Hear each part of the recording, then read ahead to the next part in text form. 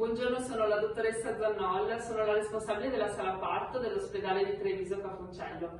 Abbiamo voluto fare questo videomessaggio per tutte le pazienti che avranno bisogno del nostro aiuto in questo periodo.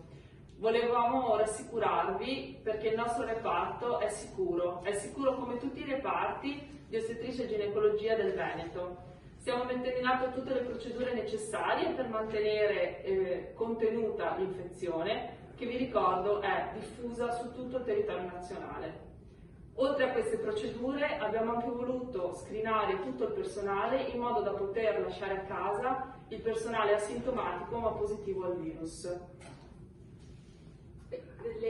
Tutte le visite del percorso nascita non hanno subito variazioni, quindi sono garantite tutte le visite ostetriche e tutto quello che è necessario per seguire la gravidanza, soprattutto le gravidanze ad alto rischio. Sono inoltre garantite tutte le urgenze ginecologiche, quindi anche la parte chirurgica che sarà necessaria. Per garantire maggiore sicurezza a tutte le mamme e ai neonati, vi chiediamo di accedere a questo reparto accompagnate da una sola persona di fiducia.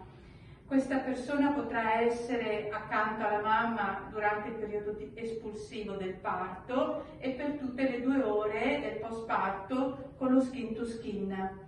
L'orario visite e reparto sarà poi dalle 19 alle 20. Vi aspettiamo garantendovi professionalità e sicurezza.